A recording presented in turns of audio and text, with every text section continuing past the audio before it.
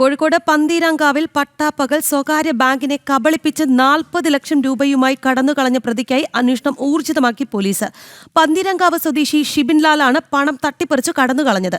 ഒരു സ്വകാര്യ സ്ഥാപനത്തിൽ താൻ സ്വർണം പണയം വെച്ചിട്ടുണ്ട് എന്നും ഇത് ഇസാഫ് ബാങ്കിലേക്ക് മാറ്റിവെക്കാമെന്നും പറഞ്ഞ് ഇസാഫ് ബാങ്കിനെ കബളിപ്പിച്ചാണ് കവർച്ച നടത്തിയത്. വിശദാംശങ്ങളുമായി ഗോകുൽ കെ വേണുഗോപാലുണ്ട്.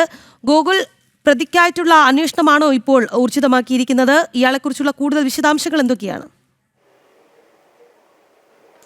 പ്രതിക്കായിട്ടുള്ള അന്വേഷണം ഊർജിതമാണ്. ഇന്നലെ ഉച്ചയ്ക്ക് 1 മണിയോട് കൂടിയിട്ടായിരുന്നു ഇത്തരത്തിലൊരു സംഭവം ഉണ്ടായിരുന്നത്. ഇസാഫ് ബാങ്കിലെ ജീവനക്കാരിൽ നിന്ന് 40 ലക്ഷം രൂപയോളം തട്ടിയെടുത്തിട്ടാണ് ഇയാൾ കടന്നു കളഞ്ഞത്. പ്രദേശത്തെ CCTV-കളൊക്കെ കേന്ദ്രീകരിച്ച് അന്വേഷണം നടക്കുന്നുണ്ട്. പ്രതിയുടെ വീട്ടിലെത്തി പോലീസുകാർ ഇന്നലെ അന്വേഷണം നടത്തിയിരുന്നു. പ്രതിയുടെ മൊബൈൽ ഫോൺ ഇപ്പോൾ സ്വിച്ച് ഓഫ് ആണ്. ആളെ ഇതുവരെ കണ്ടെത്തുവാൻ വേണ്ടി സാധിച്ചിട്ടില്ല. പന്തീരങ്കാവിൽ തന്നെയുള്ള ഒരു സ്വകാര്യ ധനകാര്യ സ്ഥാപനമായ അക്ഷയ ഫൈനാൻസിയേഴ്സിൽ താൻ 38 ലക്ഷം രൂപയുടെ സ്വർണം പണയം വെച്ചിട്ടുണ്ടെന്നും അത് അവിടെ നിന്ന് എടുക്കാൻ സഹായിച്ചാൽ അത് ഇസാഫ് ബാങ്കിൽ പണയം വെക്കാമെന്നും പറഞ്ഞ് ഈ പ്രതിയായിട്ടുള്ള ഷിബിൻലാൽ ഇസാഫ് ബാങ്കിനെ സമീപിക്കുകയായിരുന്നു. അങ്ങനെ ഷിബിൻലാലിന്റെ വാക്ക് വിശ്വസിച്ച ഇസാഫ് ബാങ്കുകാർ 40 ലക്ഷവുമായിട്ട് അക്ഷയ ഫൈനാൻസിയേഴ്സിൽ വെച്ചു എന്ന് ഷിബിൻലാൽ പറഞ്ഞിട്ടുള്ള ആ സ്വർണം എടുക്കാൻ വേണ്ടി പോയ സമയത്താണ് കൃത്യമായി ഈ അക്ഷയ ഫൈനാൻസിയേഴ്സിന്റെ മുമ്പിൽ നിന്ന് ഷിബിൻലാൽ ഈ പണം തട്ടിയെടുത്ത് ഓടിയത്. പിന്നീട് നടത്തിയ അന്വേഷണത്തിലാണ് ഷിബിൻലാൽ എന്ന് പറയുന്ന വ്യക്തി എവിടെയും ഇത്തരത്തിൽ സ്വർണം പണയം വെച്ചിട്ടില്ല എന്ന് മനസ്സിലാക്കിയത്. പണം തട്ടാനുള്ള ആസൂത്രണത്തിന്റെ ഭാഗമായി ഇത്തരത്തിലൊരു കഥ അയാൾ മെനഞ്ഞെടുത്ത് ഇസാഫ് ബാങ്കുകാരെ വിശ്വസിപ്പിക്കുകയായിരുന്നു.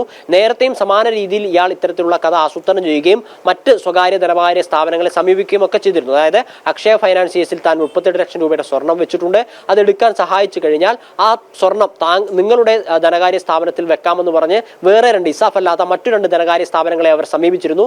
എന്നാൽ ആ ധനകാര്യ സ്ഥാപനങ്ങൾ അക്ഷയ ഫൈനാൻസിന്റെ മാനേജിംഗ് പാർട്ണറോട് ഈ വിഷയം സംസാരിച്ച സമയത്ത് ഷിബിൻലാൽ ഇത്തരത്തിൽ സ്വർണം പണയം വെച്ചിട്ടില്ല എന്ന് മനസ്സിലാക്കിയായിരുന്നു. അങ്ങനെ ആ പദ്ധതി പാളി. പക്ഷേ ഇസാഫിൽ ഷിബിൻലാൽ പോയ സമയത്ത് ഇസാഫിന്റെ ജീവനക്കാർ ആരും ഈ അക്ഷയ ഫൈനാൻസിയേഴ്സിൽ ഷിബിൻലാലുമായി ബന്ധപ്പെട്ട എന്തെങ്കിലും ഇടപാടുകൾ ഉണ്ടോ എന്ന് അന്വേഷിച്ചിരുന്നില്ല. അങ്ങനെ അന്വേഷിക്കാതെ ഷിബിൻലാൽ പറഞ്ഞത് വിശ്വസിച്ച് ഷിബിൻലാലിനും ഷിബിൻലാലിന്റെ ഭാര്യയ്ക്കും ഇസാഫിലെ മെമ്പർഷിപ്പ് കൊടുക്കുകയും 4 ദിവസം മുമ്പാണ് മെമ്പർഷിപ്പ് കൊടുത്തത്.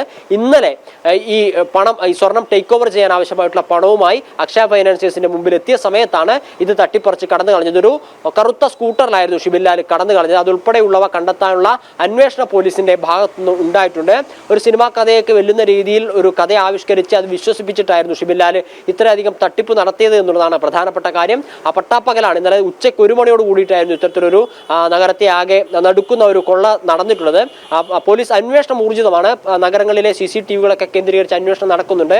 രക്ഷപ്പെടാൻ ജില്ലയുടെ അതിർത്തി വിടാനുള്ള സാധ്യതകളില്ല എന്നാണ് പോലീസ് പറയുന്നത്. ആ സാധ്യതകളൊക്കെ പോലീസ് അടച്ചിരുന്നു. കോഴിക്കോട് ജില്ലക്കകത്ത് തന്നെ ഉണ്ട് എന്ന് വിശ്വസിക്കുന്നതായിട്ട് പോലീസ് മനസ്സിലാക്കുന്നു. ആ രീതിയിലാണ് ഇപ്പോൾ അന്വേഷണം മുന്നോട്ട് പോകുന്നത്. രാഗി, പന്തീരങ്കാവ് ബാങ്ക് കവർച്ചയുമായി ബന്ധപ്പെട്ട് പ്രതിക്കായി അന്വേഷണം ഊർജിതമാക്കിയിരിക്കുകയാണ് പോലീസ്. 40 ലക്ഷം രൂപയാണ് ബാങ്കിനെ പറ്റിച്ച് കവർച്ച ചെയ്യപ്പെട്ടത്.